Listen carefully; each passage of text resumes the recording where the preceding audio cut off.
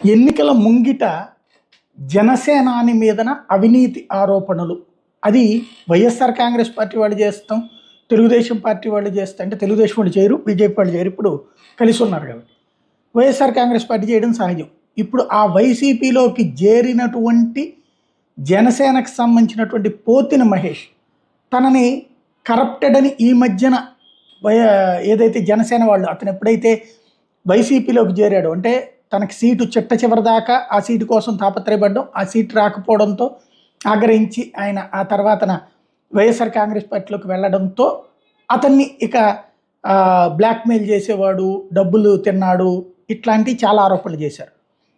ఇంతవరకు సమాధానం చెప్పలేదు. కానీ ఒక సంచలనాత్మకమైనట్టు, అంటే తనని అవినీతి పరుడు, పార్టీని అడ్డుపెట్టుకుని డబ్బులు సంపాదించుకున్నాడు అన్నారు కాబట్టి ఇప్పుడు పవన్ మీద నేరుగా దాడి ప్రారంభించారు. అందులో జనసేన పార్టీని నడుపుతున్నటువంటిది చంద్రబాబు, పవన్ కళ్యాణ్ అని ప్రస్తావిస్తూ జనసేనకు సంబంధించినటువంటి ఎమ్మెల్యే అభ్యర్థులతో, పార్లమెంట్ ఎంపీ అభ్యర్థులతో చంద్రబాబు నాయుడు టెలికాన్ఫరెన్స్ నిర్వహించడం ఏంటి అనటం ఒక ఆస్పెక్ట్.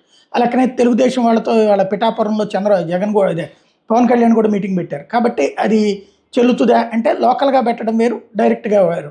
కానీ టెలికాన్ఫరెన్స్లు ఎందుకు నిర్వహిస్తున్నారు జనసేన అభ్యర్థులతో, విలీనం చేసేశారని ప్రశ్నించారు. అంతవరకు రాజకీయ అంశం.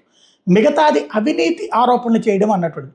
జనసేనని అడ్డు పెట్టుకుని డబ్బులు సంపాదించిన వ్యక్తి నాదెళ్ల మనోహరు ఒక స్పోర్ట్స్ కారు, 10 కోట్ల రూపాయలు విలువైనటువంటి స్పోర్ట్స్ కారు కొంతమంది వ్యక్తులు పవన్ కళ్యాణ్కి కల్పించడం ద్వారా గిఫ్ట్గా పొందారు. ఆ స్పోర్ట్స్ కారు తీసుకెళ్ళి ప్రస్తుతం ఒక సాఫ్ట్వేర్ కంపెనీ పార్కింగ్లో పెడుతున్నారు హైదరాబాద్లో అన్నటువంటిది ఒక తీవ్రమైన ఆరోపణ. అది నాదెళ్ల మనోహర్ గురించి. అయితే పవన్ కళ్యాణ్ మీద నేరుగా చేసినటువంటి ఆరోపణ ఏంటంటే కౌలు రైతుల పేరిట వచ్చిన నిధులంతా, చేసిన ఖర్చు ఎంత, ఇది రెండో పాయింట్. అలాగే జనసేనలోకి వచ్చిన డబ్బులు ఎవరివి, ఖర్చు పెట్టిన డబ్బులు ఎవరివి, ఇది ప్రధానంగా ప్రశ్న చేశారు. మూడో పాయింట్ ఏంటంటే జనసేనకు సంబంధించి ఏదైతే పవన్ కళ్యాణ్ ఆస్తులు తను చంద్రబాబుని జైల్లో కలిసి వచ్చాక, రాజమండ్రి జైల్లో కలిసి వచ్చాక ఆయన ఆస్తులు ఎంత కొన్నారు, అది నేను వివరాలు బయట పెడతాను త్వరలో అన్నటువంటిది మరొక కీలకమైనటువంటి వార్నింగ్ ఇవ్వడం అన్నది ఇక్కడ.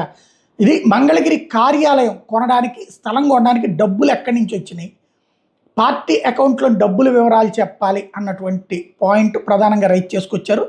ఓవరాల్గా వచ్చిన విరాళాలన్నీ ఖర్చులు ఎంతో చెప్పాలి అన్నటువంటి పాయింట్ రైజ్ చేస్తూ పవన్ కళ్యాణ్కి వస్తున్నటువంటిది, అంటే హరిహర వీరమల్లు సినిమా ఎన్ని సంవత్సరాలు సాగుతోంది, అది బ్లాక్ మనీ టర్నౌట్కి వాడుతున్నారా అన్నటువంటి పాయింట్ని ప్రధానంగా ప్రస్తావిస్తూ వచ్చారు.